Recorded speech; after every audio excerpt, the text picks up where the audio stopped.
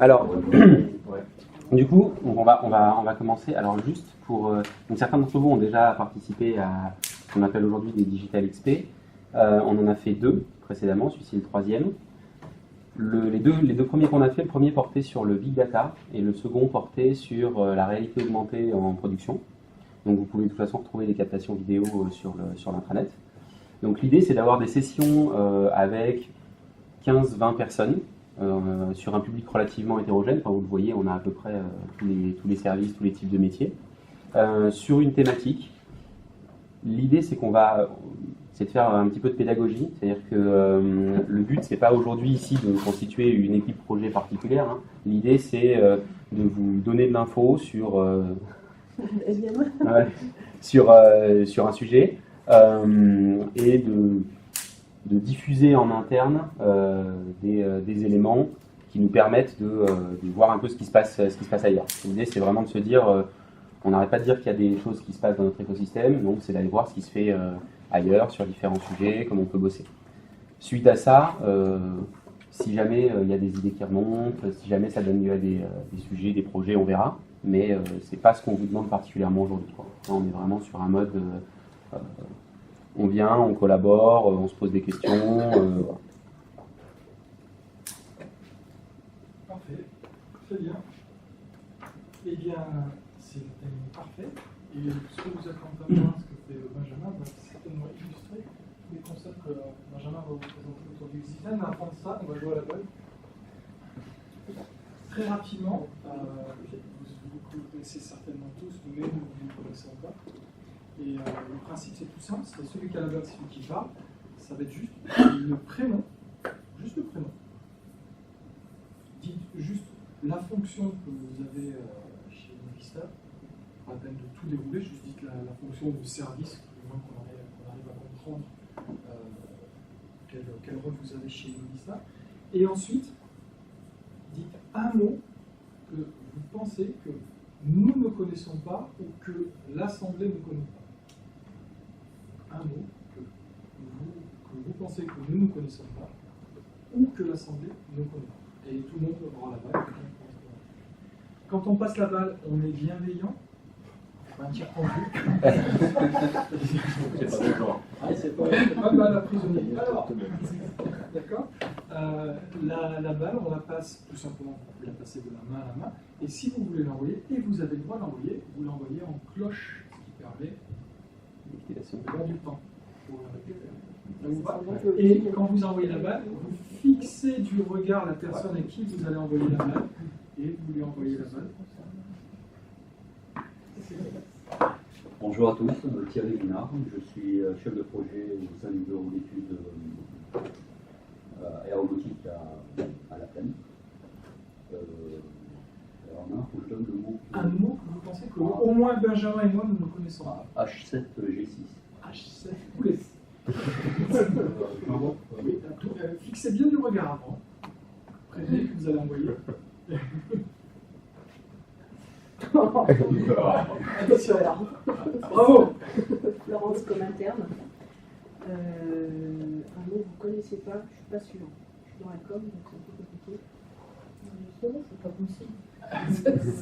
M4. M4. Ah, touché. M4. M4. Bonjour, Nathalie, je travaille à l'IT. Pardon. Je travaille à l'IT, au service informatique. Et je m'occupe de JDE sur la partie vente et distribution. JD Edouard. JD. JD Edouard. Et voilà, qu'est-ce qu'un UBE? UBE, merci. Comme je suis... Hop. Bonjour, Guillaume, software manager. Et comme mot que vous ne connaissez pas, Autobode. Automode. Autobode. Autobode. Je confirme. Ouais, très bien. Jean-François, service communication. Et un mot facile pour tout le monde, sauf pour vous, Sirline. Sirline.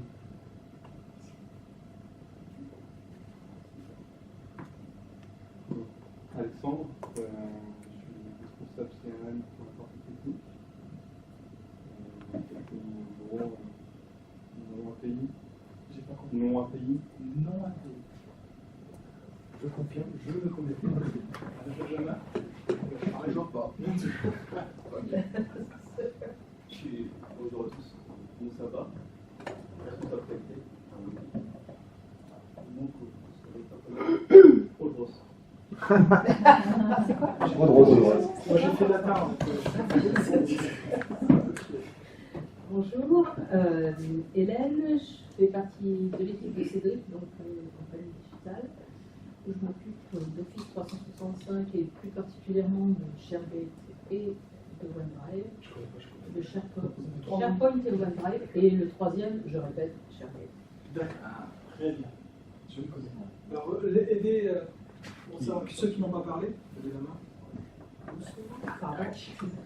Donc, Morgane Verdier, je suis concepteur mécanique au bureau d'études aéronautiques. Oui. Et je dirais inférence.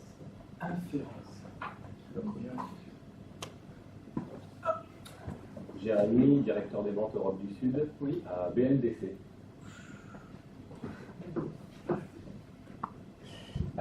Cédric, responsable de transformation digitale, Digimag. Camille, responsable création d'offres au marketing moteur. Alou. Alou. Allemagne. Vous dites ce que ça veut dire ou pas? Non, non, on connaît juste ça. Alors, levez la main, ceux qui ne sont pas présentés. Parfait. Non.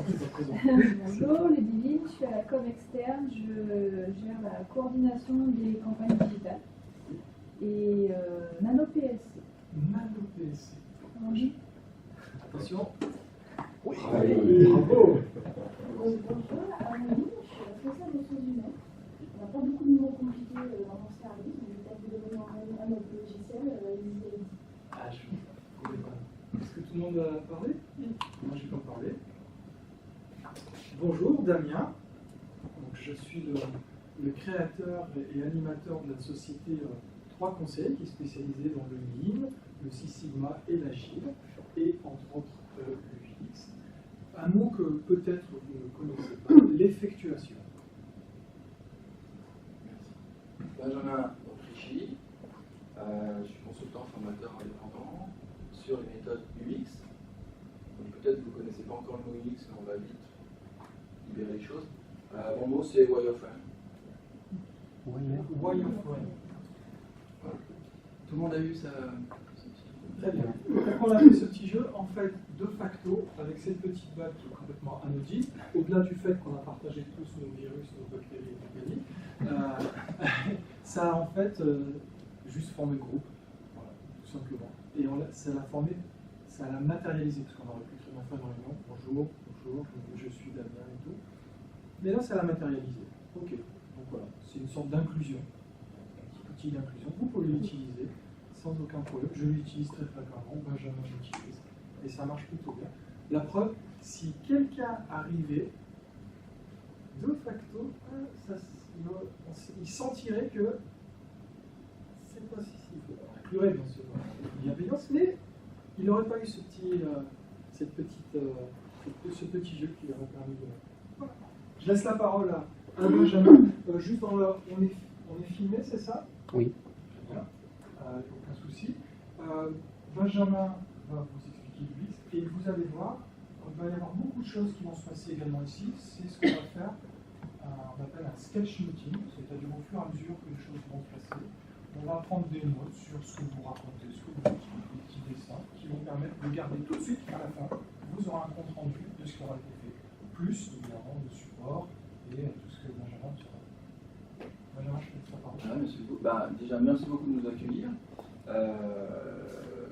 Donc, on va vous parler de UX. UX, c'est User Experience. Donc, expérience, on se représente un petit peu ce que c'est. On va détailler un petit peu ça. Le but, c'est de faire un premier volet, un tour d'horizon, de donner des exemples, trouver des ancrages aussi dans votre quotidien. Un deuxième volet, on va faire un mini-atelier 30 minutes où on va essayer de formuler des phrases autour de ça pour pouvoir en parler à votre grand-mère, mais surtout pouvoir en parler à vos clients, à vos collègues. Donc un petit peu vulgariser cette approche centre utilisateur. Et puis on fera un dernier volet, on prendra des exemples de produits systèmes qui sont de Vista et essayer de voir un petit peu tourner autour et avoir quelques questions ouvertes sur le sujet ou de débat.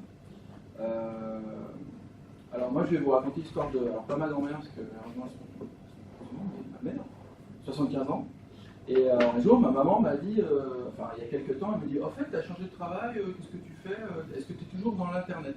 Donc pour elle j'étais ingénieur informatique, donc dans l'internet. Et là je me suis dit, bah, je vais vous expliquer ce que je fais, donc je sors ma grande phrase. Donc tu sais, maman, moi je fais de la conception d'expérience utilisateur, donc déjà il y a lequel. Et après je lui dis, c'est en fait aligner l'intelligence émotionnelle des utilisateurs par rapport au système avec lequel ils interagissent. Donc autant vous dire que c'est blackout total. Voilà. Et puis après j'ai réfléchi et je me suis dit, bah, comment je pourrais vulgariser les choses. Moi je pourrais lui expliquer en 3 mots simplement. Alors je me suis dit, elle aime bien le voyage, le camping-car. Je lui dis, bah tu vois, il y a des gens qui ont conçu ton camping-car à l'intérieur. Pour te faciliter la vie, il faut quand tu ouvres un placard, ça tombe sous la main, il faut que ça soit facile de se déplacer, il faut que ça soit modulaire, etc. Et donc du coup, je me suis dit, bah, moi je fais ça, mais plutôt dans les applications digitales, plutôt sur les applications B2B, métiers. Et du coup, à la fin, il y a un grand sourire, elle m'a dit, ah bah c'est super, tu conçois des camping-cars de l'internet. Donc, très bien. Voilà, donc tout ça pour vous dire que si on est capable d'expliquer entre guillemets à sa mère ou à sa grand-mère ce qu'on fait comme métier, et si c'est compris, en général, on est capable de bien l'expliquer facilement aussi à tous les gens qui nous entourent. Donc, je voulais savoir dans la salle si vous avez déjà raconté, expliqué votre métier en une phrase à vos proches, à votre mère, à votre grand-mère, votre métier. Donc, qui dans la salle a déjà essayé de raconter son métier à ses proches? Je pense à tout le monde. Voilà. Qui pense que la personne en face a compris ce que vous faites? Voilà, beaucoup. Ouais. Donc c'est ce qu'on va essayer de faire ici, c'est que je vais vous parler un petit peu de à quoi ça sert, pourquoi on le fait, cette approche centrée utilisateur, sachant qu'en fait si on fait un historique, il y a quelques années, il y a 20 ans on était centré produit, ensuite on a dit oh là là, il faut être centré client, donc tout le CRM, etc. Et aujourd'hui on vous dit ah ben non mais c'est bien client mais il faut être centré utilisateur. Donc qui dans la salle pense être à l'aise avec le mot expérience client? Normalement il y a des mains qui se lèvent, j'avais prévu que les clients voilà. Et vous allez voir que l'expérience client, en tout cas l'idée qu'on s'en fait, n'est pas très loin de l'expérience utilisateur. Derrière un client se cachent plusieurs types d'utilisateurs. Notamment dans le B2B, on va avoir souvent un minima, une personne qui va acheter le produit, une personne qui va le mettre en place, et une personne qui va l'utiliser vraiment comme un travail. Ça va pour l'instant? Je vous ai pas perdu. Faut me mettre une alerte, vous me lancez la balle si je vous ai perdu. Voilà. Donc, Lulu, ma grand-mère. Alors, on a trouvé d'autres petites métaphores comme donc UX pour User Experience, design au sens conception, on va y revenir. Tu sais, le UX design, c'est un peu comme si un chef étoilé te servait ton plat préféré tous les jours. Effectivement, je suis dans un système, j'interagis, je suis très content. C'est très facile, c'est très fluide et je souris jusque-là. Et je suis prêt à payer pour. Alors, on va revenir sur quelques concepts, parce que déjà il y a plusieurs mots qui sont recherchés. Alors, ça c'est intéressant, c'est des gens ils ont conçu un parc avec en fait des allées. Et puis on s'aperçoit que y a des gens qui coupent. Donc en gros, tel que ça a été conçu à la base et pensé, ça doit être comme ça parce que c'est bien pour les gens qui vont être dans le parc. Et finalement, qu'est-ce que font les gens dans la vraie vie? Ben, finalement, ils ne s'embêtent pas. Alors, on s'aperçoit qu'ils prennent les tangentes. Donc ça c'est un exemple. Et vous avez au fond une galerie où vous avez plusieurs exemples pour bien aussi comprendre en fait que l'utilisateur n'en fait qu'à sa tête. Et c'est lui qui va décider comment utiliser le produit. Alors la subtilité, c'est que souvent on lui demande avant, mais au fait, votre produit, votre outil, votre logiciel, comment vous allez, quel est votre besoin? Et en fait, il y a un écart déjà entre ce qu'il nous dit et ce qu'il va faire réellement quand il aura un produit avec lui. Et c'est aussi le cas pour vos produits. Alors, vous avez dit design. En France, on a un petit souci avec le mot design. Quand on pense design, on pense artiste, on pense Philippe Starck. Je ne sais pas si vous connaissez ça, le presse-citron ou le presse-azoune de Philippe Starck. Donc ça, c'est très beau. Bon, c'est quand même utile, ça permet de presser le citron. Par contre, au niveau praticité, je ne vois pas comment je vais le ranger dans mon placard. Donc c'est pas très orienté. C'est fait pour être sur la table en rendez-vous. Donc ça, c'est un exemple. Pour dire, le design, c'est pas que l'esthétique. Le design, c'est la conception, c'est comment ça marche. Là, vous avez autre chose aussi. Le design, c'est pas forcément du design comme on entend dans les logiciels. On va pouvoir dessiner des espaces, on va pouvoir dessiner des systèmes. Et ici, on a quelque chose où effectivement, on a une jolie application. Donc c'est l'application Plume pour la qualité de l'air. Je ne sais pas si vous connaissez. Quand vous êtes asthmatique, par exemple, vous regardez tous les jours. Donc là, oui, effectivement, c'est joli, c'est engageant, mais qu'est-ce qui va faire que l'utilisateur va va l'apprécier cette application. C'est pas parce qu'on a un joli nuage, il va l'apprécier parce qu'en fait on a la qualité de l'air au tenté et on a une projection, une prévision. C'est plutôt parce que ça lui donne des informations sur sa condition de santé. Alors justement, design, pour moi, je le prends vraiment au sens conception. Et d'ailleurs, quand on cherche la définition de to design something to someone, c'est finalement dessiner quelque chose à quelqu'un. C'est offrir quelque chose, offrir une expérience. Donc on verra que l'expérience dans le B2C, on arrive assez bien à situer ce que c'est parce qu'on est dans l'émotionnel. Dans le B2B, c'est un petit peu différent, mais pour autant, on peut quand même le faire sans problème. Alors je vous ai mis 3 exemples. L'expérience, ça se vit. Okay, donc je vous ai mis l'expérience pure, l'adrénaline quand vous êtes sur le roller coaster, sur le grand. Donc là, effectivement, on est à la recherche d'une sensation. Je vous ai mis, qui c'est qui aime bien le ski? Qui c'est qui part au ski? Vous partez en février comme moi, quand il y a tout le monde? Non. Donc voilà, quand il y a tout le monde en février, aux vacances, voilà ce qui se passe. Voilà. Et là, vous allez engendrer une énorme frustration de votre part, parce que vous voulez profiter de votre journée, et vous arrivez, et en fait, il y a la queue aux pistes, forcément. D'accord? Donc si vous avez la chance d'habiter à Grenoble, avec vous vous levez à 11h et à 14h, vous êtes sur les pistes. Mais quand on habite ailleurs, c'est un petit peu plus difficile. Donc en fait, on va avoir 2 notions dans l'expérience qu'on va vivre, c'est la frustration, les peurs, et de l'autre côté, les attentes, les bénéfices, le positif. Et nous, on va essayer de jouer sur les deux pour pouvoir en fait fabriquer, concevoir les produits, pour qu'ils soient certes faciles à utiliser, mais qu'aussi il amène l'utilisateur dans une condition où on lui enlève une épine du pied, où on rend les choses positives. Voilà. Et puis bien sûr, le téléphone mobile, où là effectivement, on cherche souvent à aller vite. On a une notion d'aller vite et bien. Donc, l'objectif de l'expérience utilisateur, c'est, comme dans tous les produits et services, c'est créer de la valeur. Créer de la valeur, gagner du temps, faire gagner de l'argent, économiser de l'argent, avoir une reconnaissance sociale. Pourquoi j'ai acheté le dernier smartphone à 800 €, qui est super puissant, et je me sers juste de la messagerie en fait. Reconnaissance sociale. J'ai eu un super smartphone. Alors, je vous ai quand même mis une définition un peu plus académique, mais qui n'est pas très excitante. Donc, définir l'expérience utilisateur. Concevoir les interactions d'un utilisateur avec un système dans un environnement donné. Et là, en fait, l'environnement, il est important, c'est le contexte. Et en fait, on s'aperçoit que j'ai rajouté un petit peu à un instant T. D'accord? Donc, en fait, on va avoir un contexte, une personne qui évolue dans un contexte, qui interagit avec un système. Globalement, c'est ça. Et en fait, il faut garder l'alignement des planètes. Et en fait, dans le temps, cet alignement, il va plus ou moins bouger. Donc, avant d'expérimenter quelque chose, vous avez vu mon expérience, pendant, après. Et là encore, c'est est-ce que j'y reviens? Donc ça, on va basculer dans tous les mécanismes un peu plus addictifs qui sont liés aussi au marketing. Voir, ah oui, j'ai fait l'expérience, j'ai intégré ce produit, etc. J'ai pris votre switch, j'ai mis effectivement sur ma chaîne, j'ai intégré, et en fait, ça s'est bien passé, j'ai tout compris du premier coup, et du coup, j'ai envie de le refaire. Globalement, c'est ça. Alors, vous le reconnaissez? Bon. Steve Jobs, donc Steve c'était surtout un visionnaire, d'accord? Mais il a dit des choses quand même qui sont pas mal. Moi je suis pas du tout pro Apple, mais je le cite quand même. Parce qu'en fait il a dit, alors la petite phrase en anglais est là, mais le design c'est pas juste le visuel ou le ressenti, donc c'est pas que le look and feel, c'est aussi comment ça marche. Voilà. Et c'est vraiment ça. Et en fait il y a beaucoup de gens qui pensent que faire du design c'est faire du joli. Il faut du esthétique, mais il faut que ça soit intuitif, il faut que ça soit engageant, il faut que ça soit. On peut toujours réaliser une tâche à un moment donné. Et quand on est dans une entreprise, on a un certain nombre d'activités à faire, on doit toujours aboutir à cette activité de la manière la plus fluide possible. Qui a déjà rentré en fait ses notes de frais dans le logiciel? Effectivement, il y a des gens qui le vivent bien, puis il y a des gens qui le vivent moins bien en notes de frais dans le logiciel. Du vécu.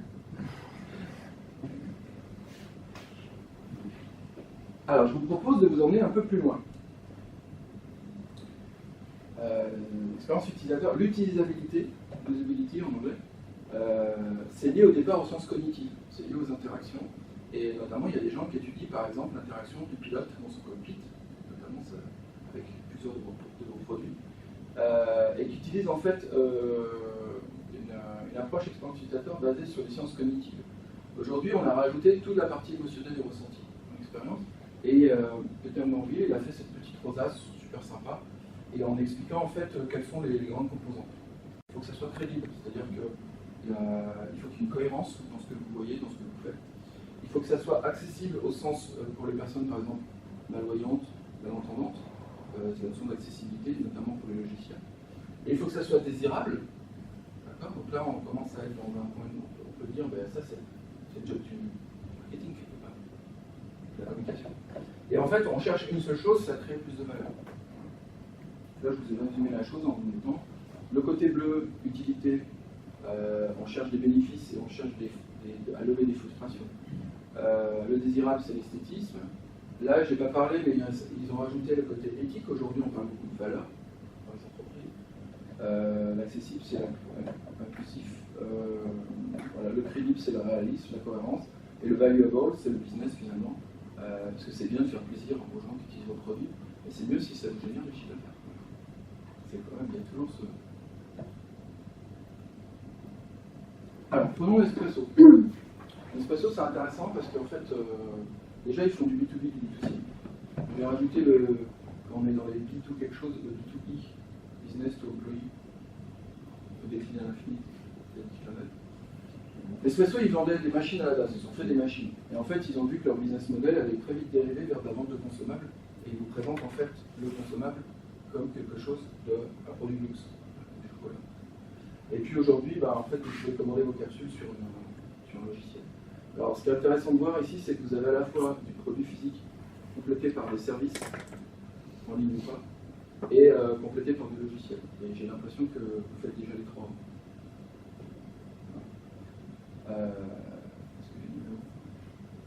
Ils ont rajouté le côté éthique. Maintenant, on recycle vos capsules. Est-ce que c'est clair pour tout le monde? B2B, c'est clair pour tout le monde. B2C, c'est clair pour tout le monde. Quelquefois, B2E, business to employee. Non, mais c'est juste une petite remarque. Alors, typiquement, la machine à café, par exemple, celle-là, elle était plutôt, dans mon ancienne société, dans la grande salle de direction. Eux, ils avaient la super Nespresso, puis on avait la grosse armoire avec le café, pardon. Donc tout ça pour dire que... C'est pareil. Donc le problème de ça, c'est qu'à un moment donné, il faut la détartrer et il n'y a personne qui la détartre. Et puis vous savez, là, sur une entreprise, ça récupère une goutte d'eau qui tombe et il n'y a jamais personne qui le vide non plus. D'accord. Et ça, c'est une frustration.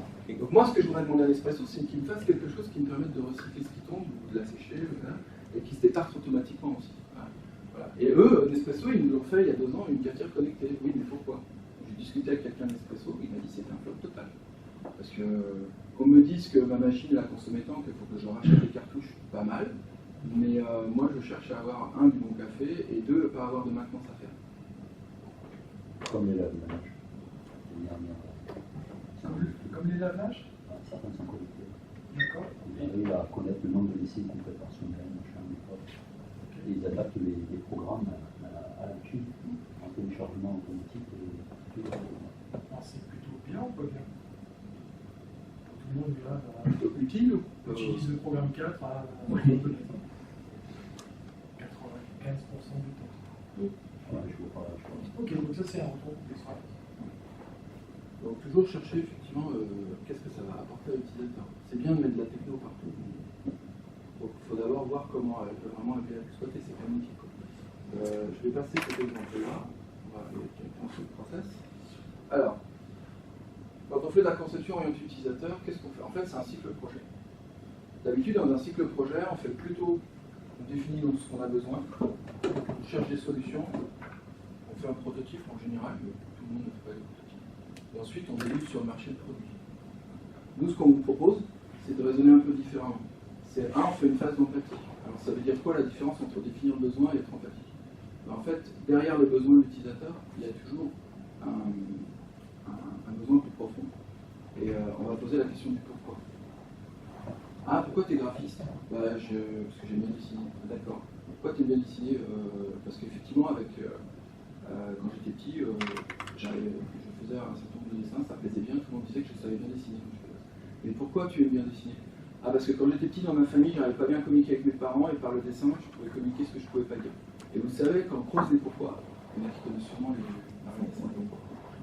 On creuse, on va chercher vraiment l'information dont on a besoin. L'utilisateur vous dit j'ai besoin d'un export Excel sur mon outil, et si vous lui dites ok je vais vous le faire, et si à la place vous demandez mais pourquoi vous en avez besoin? Parce qu'en fait votre outil, j'ai zéro analyse, zéro dashboard, zéro indicateur, donc j'exporte dans Excel pour pouvoir le faire. Et là en fait le besoin c'est un besoin de reporting, c'est pas un besoin d'export Excel. Bon, c'est des exemples un peu bateaux. Voilà. Alors ça comment on le fait la phase d'empathie? Tout simplement on peut faire des sondages, on peut faire de l'observation, des interviews, de l'anthropologie. Voilà, très très bien. L'idée c'est d'observer et d'aller dialoguer avec vos clients, vos utilisateurs dans leur contexte d'utilisation. Parce que je peux concevoir une pièce dans un bureau d'études, mais si je vais d'abord voir comment elle pourrait être utilisée dans le quotidien de mon client, ce que vous faites certainement aussi, ben, je vais pouvoir m'imprégner de ce qu'il cherche vraiment à faire avec ces pièces. Okay. Ça, c'est une phase où on définit, non pas les besoins, mais les problèmes. On va résoudre un problème. C'est une espèce de shift mental, de dire, on ne cherche pas d'abord les solutions, on cherche d'abord quel est le problème, et ensuite on construit une solution.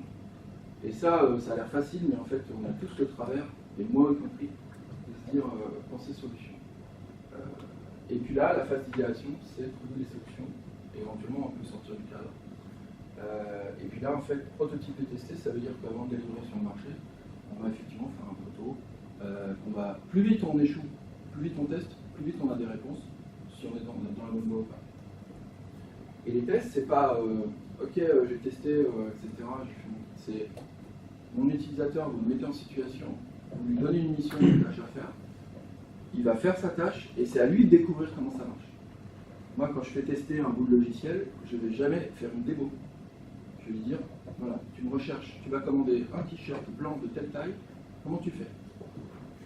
Et donc là, à lui de découvrir le chemin, et si la conception est bonne, il trouve le chemin plus facilement. Donc on n'invente pas la poudre, mais voilà, empathie d'un côté et prototypage rapide test de l'autre. Alors on pourrait résumer ça comme ça.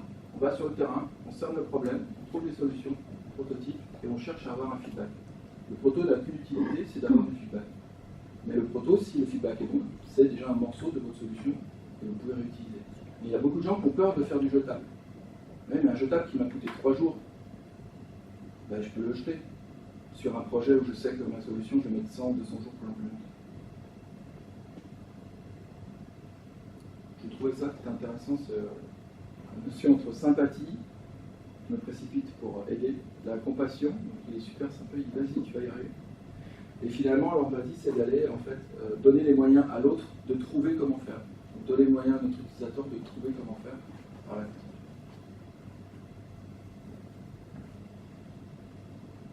Alors, une notion qui me semble importante aussi, c'est de dire c'est bien de faire de la conception, mais si on le fait tout seul dans son coin, ça ne fonctionnera pas. Donc c'est vraiment un travail collaboratif.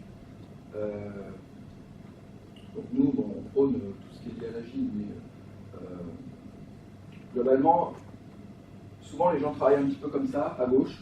Vous avez la stratégie qui définit ce qu'il faut faire, le marketing qui définit l'offre, et qui dit au designer, vas-y, maintenant fais ton produit. Alors ça, c'est des exemples, mais ça s'applique pas seulement dans le monde dans lequel je gravite plus, hein, dans l'industrie, ça s'applique aussi. On ne l'appelle pas designer, on l'appelle tout. Et ensuite, il y a les gens qui développent les produits, et puis en fait, ils délivrent à l'utilisateur. Et en fait, si vous faites en cascade comme ça, c'est très bien, mais en fait, chacun va donner à l'autre, et puis entre le message du départ et celui de l'arrivée, il y aura une distorsion de perception, forcément. Donc on peut se dire, on va mettre l'utilisateur au centre, ce que je vous ai raconté tout à l'heure. C'est une bonne idée de mettre l'utilisateur au centre. Et on va centrer par rapport à l'outil. Et en fait, l'idéal, c'est de faire l'utilisateur, c'est de le mettre dans l'équipe. Et ça, je le répète beaucoup, dans beaucoup d'entreprises, et les gens ont du mal à se dire, je vais faire le pas dès les cycles de conception des produits, on va inclure l'utilisateur, on va inclure notre client. Et les gens ont un petit peu de mal parce qu'ils n'osent pas. Et quand vous demandez à un client s'il veut faire du co-développement, en fait, il y a certains clients qui vont vous dire merci, on n'attendait que ça. Est-ce que vous, c'est des choses que vous avez fait déjà par le passé? Fait des expériences de co-développement avec les clients? C'est des choses qu'on fait en fonction des activités. Ouais, en moteur, notamment quand on a des projets vraiment aéromoteur. D'accord. Et alors du coup, avec le client ou sans le client, qu'est-ce que vous allez constater comme différence, comme retour d'expérience, principalement? Plus facilement résoudre facilement le résultat. Il y a plusieurs itérations quand on appelle au client au début du projet sur l'aspect de design. Alors bon, moi je parle de tout ce qui est produit volant de cockpit, mais donc c'est plutôt, ça a été plutôt une expérience positive. Ça n'est pas pour tout le monde. Le client, des fois, vous fait une liste open web. Si vous faites tout à la lettre qu'il veut, à un moment donné. Et puis, ce qui est intéressant, c'est de dire, mais un client, il a une façon de penser. Si j'en mettais 2, 3 différents, soit ensemble, soit séparément, est-ce que finalement, sur les 3, je vais détecter une façon de... Il y a des choses qui vont être différentes sur les 3, il y a des choses où ils vont converger. Et s'ils convergent tous les 3 avec nous sur la même solution, on se dit qu'on est sur la bonne voie. Ce qu'on a pu observer, nous, c'est au-delà de... on a eu des clients qui nous ont amené, je parlais d'un client qui nous amène un cahier des charges, et le fait de travailler avec lui permet de faire peut-être une liste au Père Noël, et le fait de travailler avec lui permet de faire évoluer son cahier des charges vers des solutions plus adaptées, raisonnables, réalistes, techniquement. Voilà. On a notamment un cas comme ça récent, et c'est vrai que c'est enrichissant pour tout le monde. Aussi bien pour le client que pour nous. Après, ça dépend des secteurs d'activité aussi. J'ai eu la chance de faire des conceptions des outils chirurgicaux. Les chirurgiens, par exemple, de l'un à l'autre, on pouvait faire de la conception. On a mis en place des scénarios pour faire de la conception centre utilisateur. Vous prenez le chirurgien 1, 2 ou 3, vous n'aurez jamais le même résultat parce que personne ne travaille pareil, ils n'ont pas les mêmes exigences. C'est comme quelqu'un qui écrit. Il y en a un qui a un sensible avec 3 doigts, l'autre avec 5 doigts, il y en a un qui a comme ça, après il parle à la main gauche. Et en fait, finalement, dans le monde chirurgical, c'est comme ça que ça se passe. Donc, vous êtes obligé de faire un développement pour, on va dire, un hôpital, entre guillemets, parce que chaque hôpital a leur méthode de travailler. Oui, c'est bien culturellement différence aussi. Les chirurgiens, c'est rare de les avoir, ils sont pas trop dispo. J'ai eu l'occasion de travailler pour un client qui travaille pour des pharmaciens. D'où la mise en place de scénarios, pour assister aux opérations avec eux, et puis pour répondre à leurs besoins sans les entendre parler. C'est un peu ça. Hein. Si pas le temps, venez voir, vous allez voir le type. Mais c'est une bonne remarque de dire finalement, on s'aperçoit qu'il ne faut pas forcément toujours écouter l'utilisateur. En tout cas, voilà, 3 utilisateurs, 3 réponses différentes. Ok, bah super, merci beaucoup pour ce retour. Est-ce que quelqu'un connaît cet album Dark Side of the Moon? Oui. Dans notre génération, ça, quand je le montre à des plus jeunes, ça passe pas. Alors, bon, c'est pas parce que j'aime bien le groupe que je vous en parlais, c'est qu'en fait, eux, ils faisaient déjà l'utilisateur utilisateur en 1972. L'album Dark Side of the Moon est sorti en... Donc c'est le groupe Pink Floyd, il est sorti en 73. Et en fait, ce qu'ils ont fait, c'est que tout ce qui est dans l'album, les morceaux, ils avaient bien sûr composé avant et ils les testaient en tournée. Donc en fait, l'idée, c'est qu'ils testaient ces morceaux en tournée, ils voyaient comment ça allait. Ils ont fait évoluer les morceaux en tournée et quand ils sont arrivés en 73 à l'enregistrement, tout était quasiment ficelé. Ils n'ont plus que fait la couche de polissage et l'ingénierie de son, mais tout était fixé au niveau mélodique, au niveau des instruments, etc. Et ils l'ont même joué en 72, ils l'ont joué en intégralité en concert, cet album, avant même qu'il soit sorti. Donc ils faisaient du test utilisateur. Alors le niveau de mesure de feedback, c'était combien de gens criaient ça c'est super, c'est pas comment ils ont mesuré le feedback, parce que ça se mesure. Voilà. C'est clin d'œil. Et puis en fait, j'ai repris le clin d'œil avec le prisme, parce qu'en fait, une expérience, elle va se décomposer par rapport à l'utilisateur et au contexte. On va avoir en fait une conception plus visuelle, esthétique, on va avoir une conception de l'interaction, on va avoir une conception qui est liée à comment l'information est architecturée, donc là c'est plus lié au logiciel, il y a le développement et l'implémentation du produit, il y a toute la technologie et il y a une couche de très important, le contenu, c'est-à-dire la manière de... Si vous avez un système qui vous posez des questions qui vous répond, la formulation des phrases est très importante. Le contenu, le libellé, qu'est-ce que ça veut dire? Ah, mon bouton est rouge, pourquoi il est rouge? Qu'est-ce que ça veut dire? Est-ce que c'est un bouton dangereux? Est-ce que c'est un bouton que j'utilise en cas d'urgence? Voilà, vous voyez, la sémantique de... En France, on se marie en blanc, en Chine, on se marie en bleu. Voilà, c'est pas... Ça vous faisait penser à un exemple, le bouton rouge? Oui, parce qu'on a les poignées d'hélico pour les Indiens, ils sont bleus. Ah ouais, c'est rouge. Chaque culture a ses couleurs. J'avais entendu une histoire, j'avais plein de souvenirs, c'est pendant la Seconde Guerre mondiale des bombardiers anglais qui malheureusement se crachaient à l'atterrissage. Et c'était justement une histoire de bouton qui était mal placé, c'est le bouton de rétractation du train d'atterrissage, de l'ouverture du train d'atterrissage. Ils étaient tous les deux signaux. il y a quelquefois sous la pression, parce qu'il s'était fait tirer dessus et tout, et il se trompait, il atterrissait en fait sur la carène. Bon, on y reviendra à la poignée. On verra à la fin. Bon, c'est bien joli ce que je vous raconte. Je suis un mec sympa, je vous donne un peu d'infos. Visiblement, vous êtes déjà bien au courant de tout le bien. Mais en fait, pourquoi faire une approche centrée sur l'utilisateur? Ça raconte. Parce qu'en fait, de tout temps, on a travaillé sur les fonctionnalités. J'ai pris l'exemple en fait, des stations de ski. En fait, on faisait un montant, ça avait une fonction, c'est de remonter en haut sans effort. Voilà. Donc c'est ce qu'on vous demandait, un forfait en échange, donc on remonte automatiquement, vous n'avez plus d'effort à faire. Donc ceux qui font du ski de rando, ils comprennent bien la dimension du truc, parce que c'est faut qu'ils montent tout seuls. Donc on était centré fonctionnalité. Et on est encore beaucoup centré sur les fonctionnalités. Et c'est vrai que moi j'ai beaucoup tourné avec des commerciaux pour présenter des produits. Et en fait, on essaie de vendre des fonctions. Ça va vous vendre, on est complètement intégré à Office, ça fait ça. L'export c'est automatique, vous voyez là, ça va vous générer vos commandes comme ça, etc.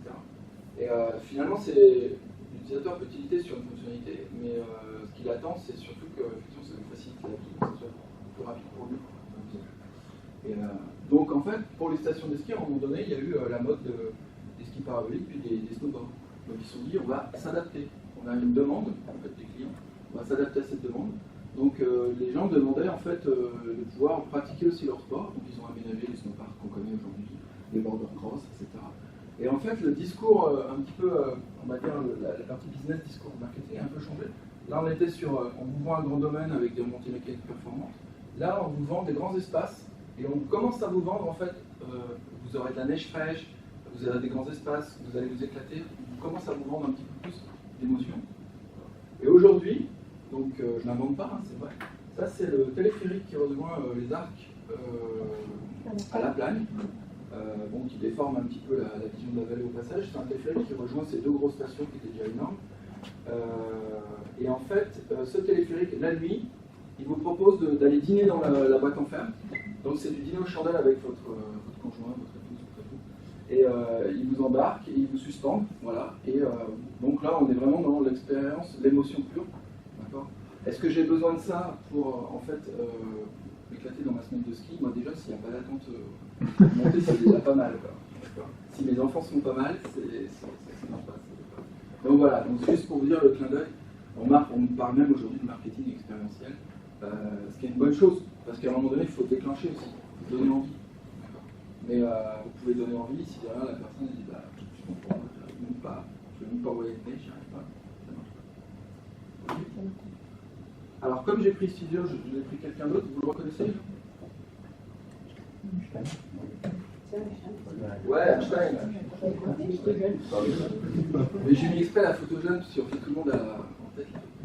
Et j'aime bien, bon, il a fait pas mal de citations, mais qui sont intéressantes, mais c'est avant tout aussi un scientifique. Et Steve Jobs. Bon. Alors lui, ce qu'il a dit, à un moment donné, je ne sais pas qui lui a posé la question, si j'avais qu'une seule heure pour sauver le monde, je passerais 55 minutes à définir le problème et 5 minutes à trouver une solution. Bon, ça paraît effectivement évident. Mais malheureusement, on se fait piéger un petit peu tous les jours à aller un peu plus vite vers la solution que d'avoir analysé le problème. Alors, très bien. J'essaie de synthétiser en fait à quoi ça sert d'avoir une approche plus user experience. Alors, un des points clés pour moi, alors c'est celui-là, je vais le répéter plusieurs fois, vous inquiétez pas, c'est le message clé. Face au numérique, résoudre les problèmes de l'utilisateur, mais ça permet aussi d'enlever du risque à un projet puisqu'on expérimente au plus tôt. Et vous pouvez tout à fait dans une démarche approche start-up, approche Fab Lab, approche Lean Startup, où en fait quand vous lancez un nouveau produit-service, vous pouvez expérimenter au plus tôt pour apprendre au plus vite. Bien sûr, des projets beaucoup plus économiques, d'accord, au sens ergonomie, au sens interaction, et au sens cognitif. En fait, on constate que quand on anime des ateliers et qu'on utilise des techniques d'animation d'atelier, on conçoit ensemble, et bien en fait, on est sur un travail beaucoup plus collaboratif. Et dans certains cas, ça aide aussi à décloisonner les services, ça aide à mettre ceux qui sont en fin, par exemple ceux qui font la production, l'implémentation, au plus tôt dans le cycle de conception, ça aide à mettre le marketing et la communication dans le cycle de conception. Et en fait, le fait d'avoir une diversité de cerveaux nous permet aussi finalement d'être plus pertinent dans nos idées par rapport à ça permet d'avoir une démarche d'amélioration continue, libre. Et puis, dans certains cas, ça permet de complètement innover, mais non pas par la technologie, mais d'innover par les usages. Et on a le droit de faire de la créativité. C'est pas parce qu'on est dans un domaine peut-être plus industriel ou autre. Il ne faut pas s'interdire d'être créatif. Après, on choisit les solutions et on choisit ce qui est viable, ce qui est pertinent. Excusez-moi. Ouais. Est-ce que vous pouvez développer l'aspect Lean, amélioration continue? Qu'est-ce que vous mettez derrière tout ça Alors, j'avais envie de donner juste là, sur cette réponse la parole au spécialiste, mais je peux en parler aussi. Je vais faire une mix bizarre. Pourquoi vous posez cette question? Pourquoi je pose cette question? Parce que c'est une notion que je connais qui est sous un angle très industriel. Bosch Production System, etc. Voilà, donc ça m'intéresse de comprendre, même si j'ai une notion de ce que j'en comprends, ça m'intéresse de comprendre ce que vous mettez derrière. D'accord. Alors c'est pour ça qu'on s'est rapproché avec Benjamin, puis on a un coach agile, en fait on a un trio, plus casquette Lean, plus casquette UX, plus casquette agile. Pourquoi on s'est rapproché? Parce qu'effectivement, dans l'approche Toyota Production System, Bosch Production System, on va dire l'industrie qui s'est construite sur le modèle Taylor-Ford, c'était des problématiques de capacité. Okay. Et puis il y a eu une rupture assez forte dans les années 90 où la problématique de capacité n'était plus la vraie problématique. Grosso modo, en 2017, quand vous vous levez le matin, vous êtes tout nu, avec une carte bleue. À la fin de la journée, vous avez des habits, la totale, les voitures, un compte en banque, on va aller plus loin, une famille, des enfants. Et en fait, vous avez pratiquement plus de problématiques de capacité. Actuellement, là, les challenges de l'industrie n'est pas fondamentalement un problème de capacité de produire, mais plutôt de répondre à un besoin. Et c'est pour ça que derrière l'UX, derrière l'agile, l'UX c'est quelque chose de... En tant que UX, le terme UX est récent, sinon c'est comme l'a dit Benjamin, Pink Floyd a fait l'expérience utilisateur. L'agile est très récent dans son concept, le manifeste c'est 2001. Et ces approches, en fait, on dit ok, on conçoit des interfaces utilisateurs, on conçoit des logiciels, mais on en a marre, c'est compliqué. Chaque fois, on a le client qui nous dit ah, c'est pas ça que je veux, et ils se sont dit mais qu'est-ce qui se passe?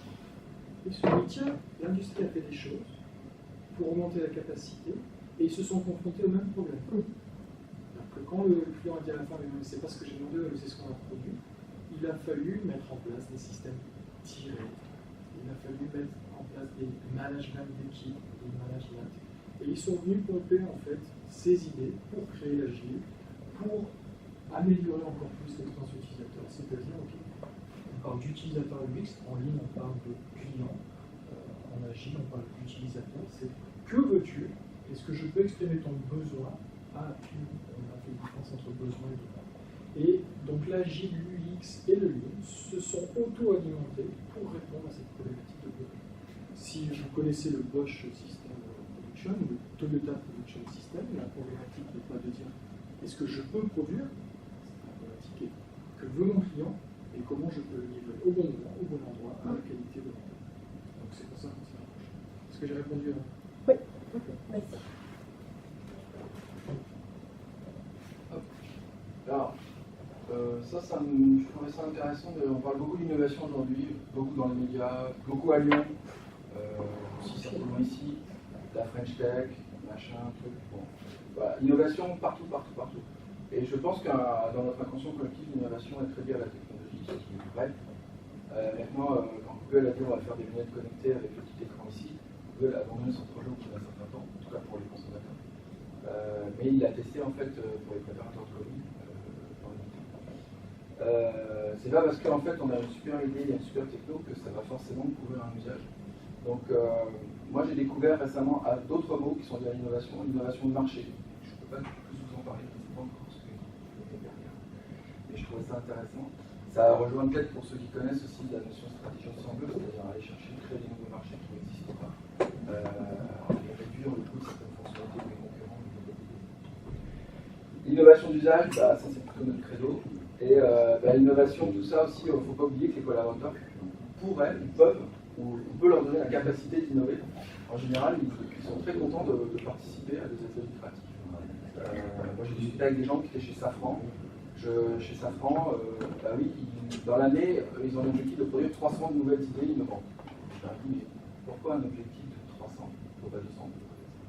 Ah bah parce qu'il faut mettre un objectif. Et en fait, ce qui est intéressant, c'est pas de mesurer le nombre d'idées, c'est de mesurer une fois qu'elles sont mises en place et qu'elles marchent. Et pour autant, ça leur a permis à tous leurs collaborateurs, c'est l'ancienne boîte à idées, simplement on utilise d'autres techniques pour faire un projet. Voilà. Donc innover par l'humain, moi je trouve que ça peut être intéressant de pouvoir donner la possibilité aux collaborateurs de faire ensemble, de faire un peu différemment, ou d'adapter aussi les processus et les systèmes sur lesquels vous êtes. Voilà.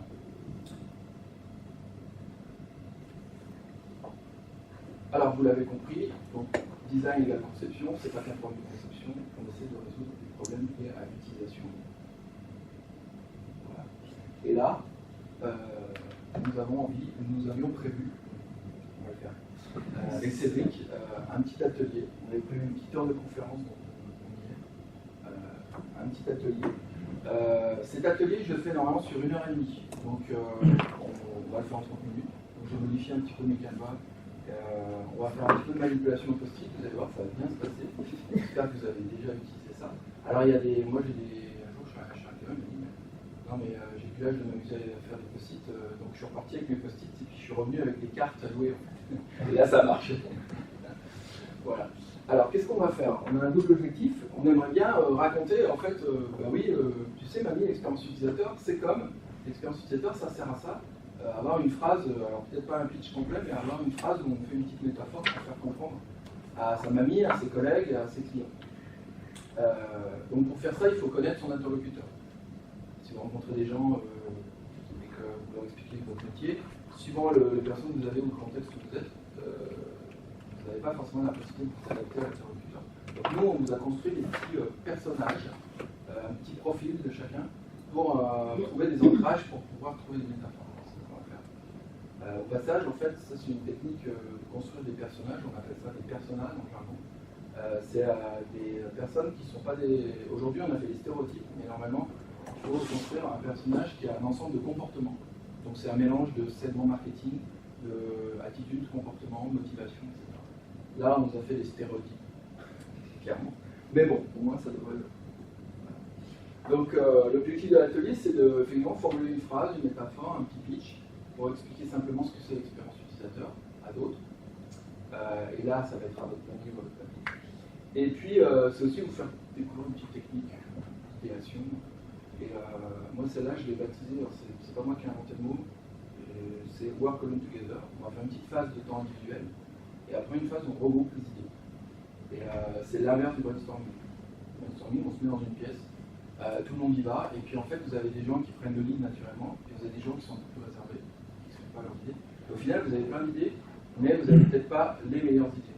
Le fait d'avoir un temps individuel, chacun s'exprime, ça valorise chacun. Et derrière, on regroupe. Et vous allez dire, ah mais moi je vais penser à la même chose, mais moi c'est pareil, normal. Il y a quelqu'un qui a pensé à un truc que personne n'a suggéré. Et là, on complémente. Et là, c'est intéressant, parce que c'est peut-être une idée qui va faire bouger. Voilà, donc on a créé 4 personnages. Connaissez un petit peu, donc alors, Lulu, peut-être que vous n'avez peut-être pas vu la vidéo sur le web, c'est toi qui me l'avais suggéré. C'est la même idée qui explique à son petit-fils comment faire du référencement web. C'était dans le petit journal. Le petit journal à Canal. Celle du bas, Donc ça c'est Princesse Leila qui arrive. Voilà, c'est la version d'aujourd'hui. Bon bah, voilà, et puis ça c'est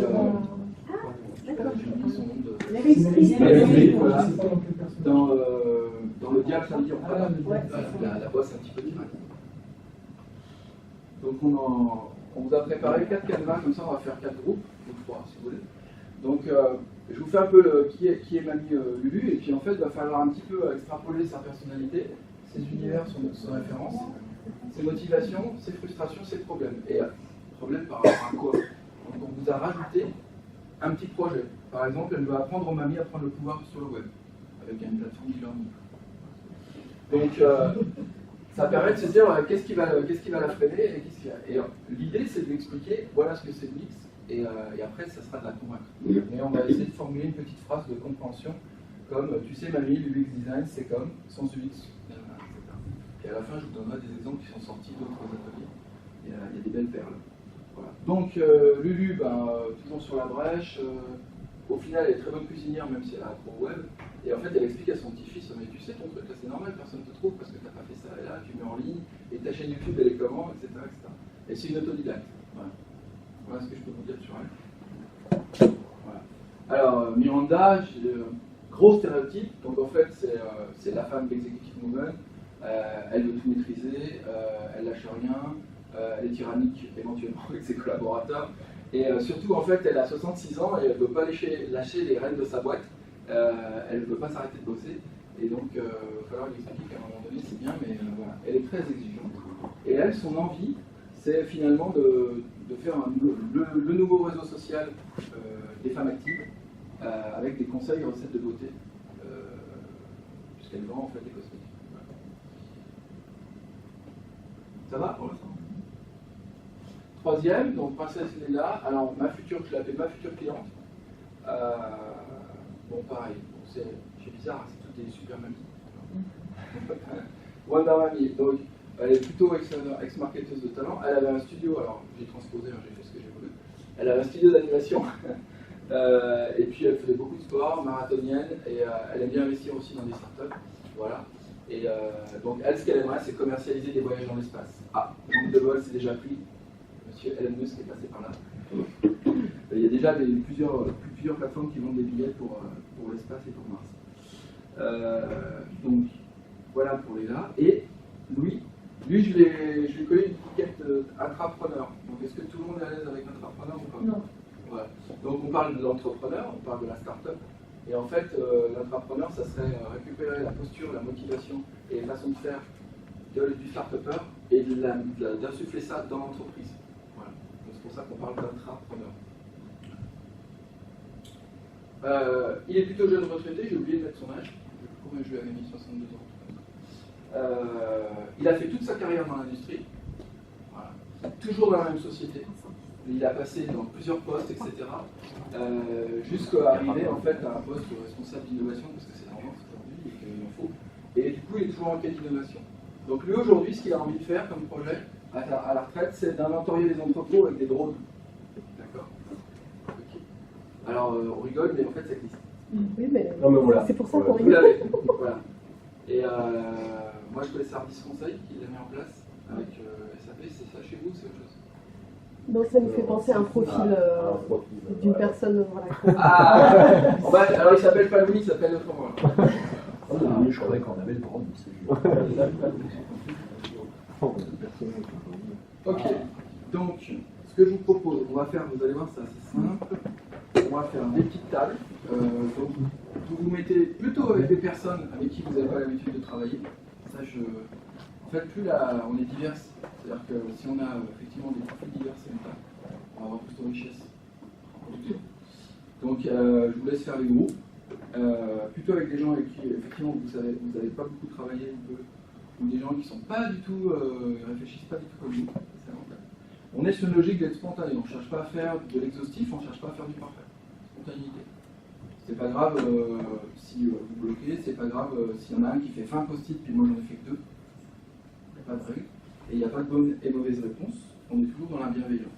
Sur les post-it, ce qui est bien, c'est d'écrire en majuscule pour que les autres puissent relire. Un post-it, c'est une idée. Une idée, c'est un mot, 2-3 mots, un verbe d'action, ce que vous voulez. Voilà. Et puis, on va se donner un temps comme ça, tout simplement. On va faire 5 minutes tout seul. 5 minutes, on va partager avec le groupe. Et 5 minutes, on va rédiger notre petite phrase. Ça, au niveau des consignes, ça, je pense que, voilà. Est-ce que c'est clair pour tout le monde? Donc, quel groupe? Vous êtes 4, 7, 3 groupes, comme vous voulez. Vous êtes 2, 4, 6, 8, 10, 12, 14.